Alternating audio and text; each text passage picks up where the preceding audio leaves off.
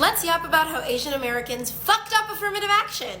Guys, I'm running on a broken nail and a Celsius, and I'm so angry. The worst part was that this was just a part of some ploy from a white man. There are three things that are important to talk about in this case. Number one, it's important to understand what affirmative action is. Two, how white supremacy actually pits people of color against each other, and Asian Americans, I'm looking at you and your fucking dumbasses. And the interesting dynamic of Asian Americans with other POC communities, particularly the Black community. So, what's affirmative action? Affirmative action is a policy that came about during the Civil Rights era that sets systematic procedures within federal policy to ensure that historically marginalized groups were given opportunities for advancement and inclusion, particularly within college admissions. What I want everyone watching this to understand is that affirmative action, contrary to popular belief, is not a ticket into college, especially if you are a person of color. It's not. In fact, affirmative action was actually created just to ensure that white legacy kids weren't the only people given opportunities to actually succeed in white society. Because of a lot of Black activists during the Civil Rights era, all people, not just Black people within the United States now actually had a chance of doing well in America. Now, affirmative action was already deeply unpopular because anytime white people have to share something that should be for the rest of us, they get a little bit, bitchy. It also upset a lot of people from the Asian American community, particularly because of two things. One was because a lot of people grew up under the model minority myth, which was this myth that led a lot of us to believe that we were the exception, that we were, the good minority that just followed through with all of the rules and procedures that white people had already set for us. And the second thing is just the idea of the American dream. A lot of Asian people just happen to be immigrants, not all of us, of course, but it also essentially allowed us to believe that, if we worked hard, we would get it. Obviously, that's not true. I work really hard, and all I have is anxiety and depression. The federal ruling for affirmative action starts to collapse when this 18-year-old named John Wang, who has a 1590 SAT score and a very good GPA, gets really butthurt about the fact that he didn't get to a bunch of elitist schools. And he starts talking about this a lot on media, and he basically claims that the reason that he didn't get into these schools is because he's Asian American. Now, I don't think that this is entirely untrue, because I do believe that people of color in general have a harder time getting into more traditional elitist schools. However, the issue that I have with this little twat is that he claimed that African Americans actually have an easier time getting into these schools because of affirmative action. He ends up going to this organization called the Students for Fair Admissions that basically is just this whole thing that's against affirmative action entirely and has been since it was ever created. What happens is that they give him this calculator and basically tell him that with his stats, if he was a Black person, he would have a 95% chance of getting admitted into Harvard. Truly? Where are they finding this calculator, and where can I destroy it? Because that doesn't even make any sense. The case eventually gets picked up by someone named Edward Blum, who is the head of Students for Fair Admissions. Not only is he the head of this dumbass organization, he's also a white Republican litigator who literally has decades worth of experience trying to dismantle everything that happened within the Civil Rights era because he just hates people of color that much. Particularly, this man has been looking, searching, desperately praying for a reason to dismantle affirmative action. And the funniest thing is that he doesn't even have actual experience as a litigator. He is professionally known as an amateur litigator who just doesn't like people of color and seeing us winning, apparently. Him and his groupies at his little org basically take all of these testimonies from Asian American people like John Wang and create a case against Harvard that he takes all the way to the Supreme Court to essentially argue that affirmative action is actually discriminatory against Asian Americans and the rest of the population. And it's so embarrassing at the fact that Asian Americans were getting used by this white man, and we fell for it. We fell for it so hard because of the internal racism that we have within ourselves. But when I say ourselves, Asian American community, you know which particular one I'm talking about. You know which subset I'm angry at. In June of 2023, the Supreme Court decides to side with Edward Blum and says that affirmative action is actually unconstitutional under the Equal Protection Act of the 14th Amendment.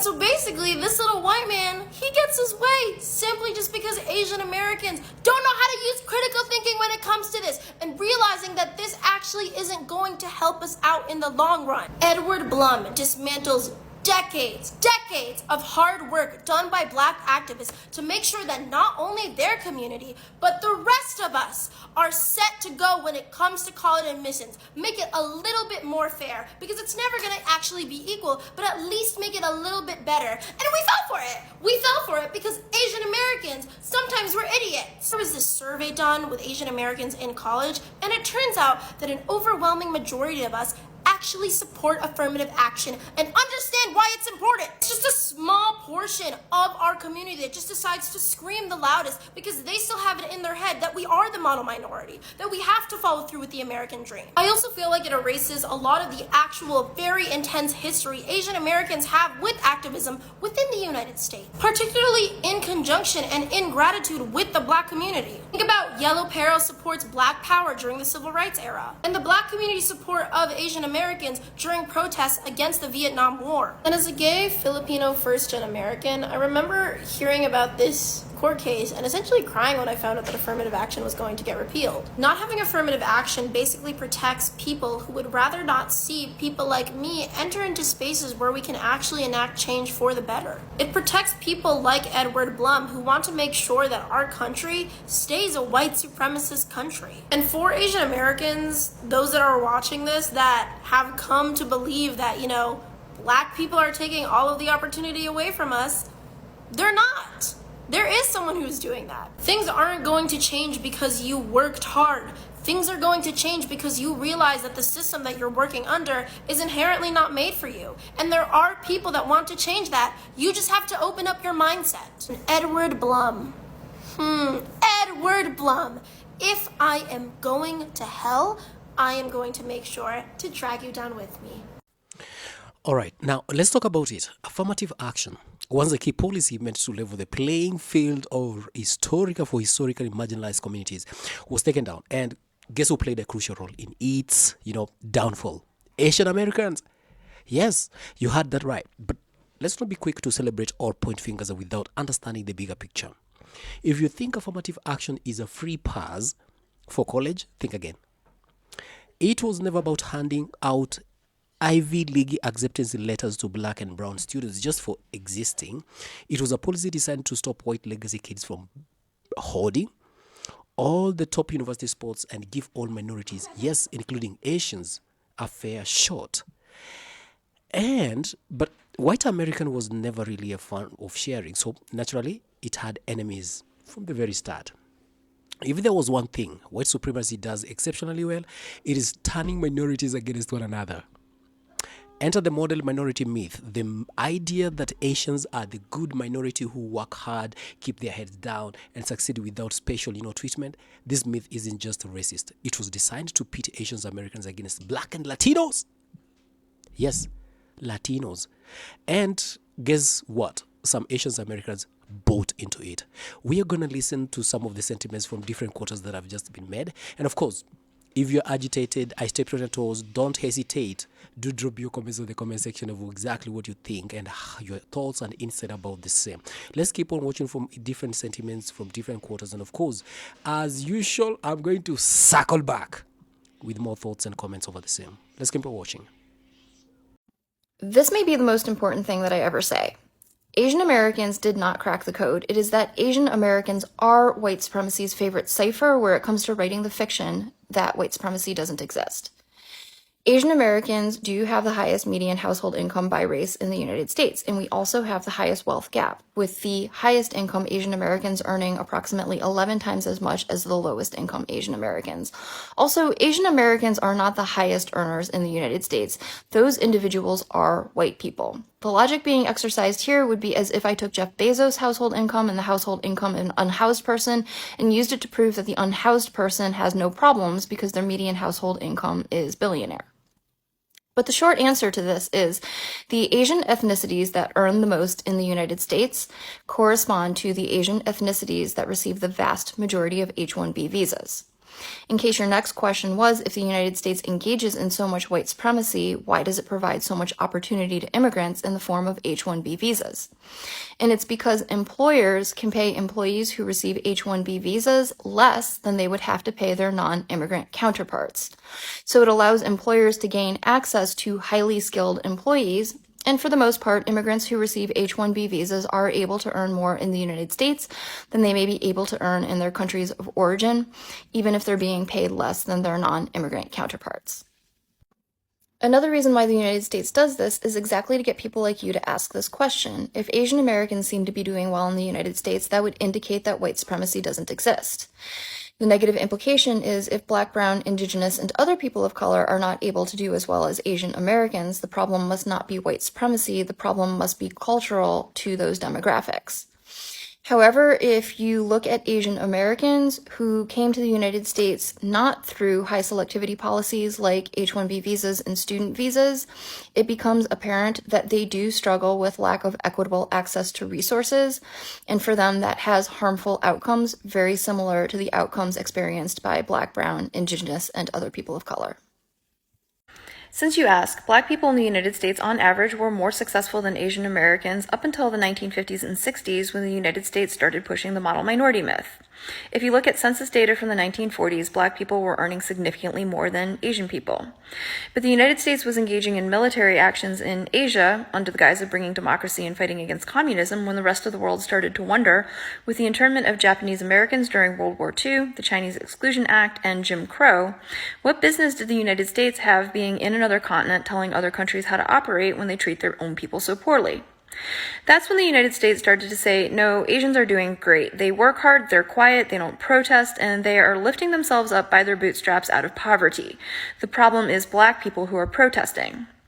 And opportunities that were previously withheld from both Black and Asian people started being provided to Asian people and continued to be withheld from Black people. Then in 1964, when the Civil Rights Amendment finally passed and Black people were supposed to receive equitable access to those opportunities, in 1965, the United States opened the door to Asian immigration with the Hart-Celler Act and continued giving those opportunities to Asian people. Very importantly, the ability and resources to open, own, and operate businesses in Black neighborhoods, which effectively deprived Black people of the ability to invest in their own neighborhoods. Now, in case you're still thinking, no, it really is about emphasis on education, by the 1980s, an Asian American without a high school diploma was earning about the same as a white person without a high school diploma, and both were earning significantly more than a Black person without a high school diploma. So that has nothing to do with educational attainment and everything to do with the opportunities provided. But also that you inserted yourself in a conversation between two Asian Americans to weaponize Asian American identity against Black people is just gross. This idea that Black people have to earn their way out of racism is completely backwards. So I understand you as saying that if, as the result of the actions of some people, a group has acquired the reputation for harming other people, then the negative attitudes and treatment the entire group receives is understandable and justified. And what's more, if that group wants those negative attitudes and treatments to change, they have to do better. I highly suggest that you re-examine this belief in light of the fact that at the point at which Europeans labeled Black people Black, and by extension labeled themselves white, they are the ones who proceeded to loot, kill, and grape their way around 84% of the world for centuries. Because I don't think you feel that it would justify if people of the global majority were to treat white people the way that white people have treated Black people, and maybe consider yourself lucky that we don't. Now, with respect to these Black crime rates that people like you so love to inflate, if racism were to cease to exist today, those crime rates would automatically and instantly drop, because we wouldn't have innocent Black people being arrested and incarcerated for nothing, and we wouldn't have Black people being arrested and incarcerated for infractions that white people get away with all the time. But also, if you systematically oppress a group of people for centuries, it will create negative behaviors, and it shows the infinite grace of Black people that it hasn't created more. And what's more, the people that it harms the most are Black people themselves. So if you want these crime rates to drop, it is racism that has to cease to exist first.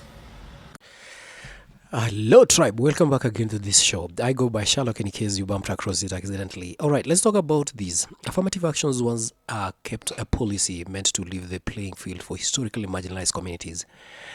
This was taken down. And of course, the people who played the crucial role in its downfall are the Asian Americans. Yeah, you heard me right. Yes, you heard that right. But let's not be so quick to celebrate, of course, or point fingers about understanding the bigger picture is very, very important. If there is one thing that supremacy does exceptionally well, it's turning minorities against one another.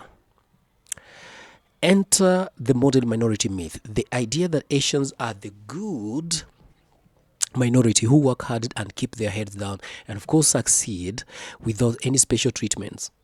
this isn't just racist. It is designed to pit Asian Americans against Black and Latino communities.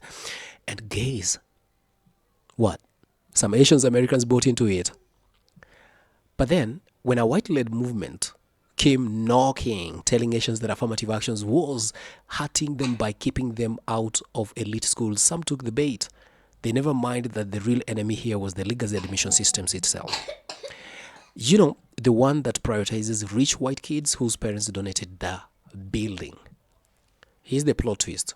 Ironically, by helping to dismantle affirmative actions, Asians Americans weren't fighting for equality. What happened exactly is that they were unknowingly reinforcing the same white supremacy that has historically kept all minorities in check. Now, universities will still favor wealthy legacy students, quote unquote, who are overwhelmingly white, while marginalized groups, including work-class Asian families, will have fewer opportunities. Congratulations, you played yourself. The answer is simple. The biggest beneficiaries of affirmative action's death aren't Asian students, but the same privileged groups who've always held power. This was never about fair, admissions. It was about keeping the systems as wide and exclusive as possible. And the saddest part of it is that some Asian Americans helped make it come to happen. I go by Sherlock once again, even in case you bumped across the particular channel accidentally. And again, even at any given point along the video, I've stepped on your toes. Don't hesitate. Do holler me. Do drop me your comments in the comment section. What your sentiments are, what your thoughts are. And tribe, let's keep it real. Signing out.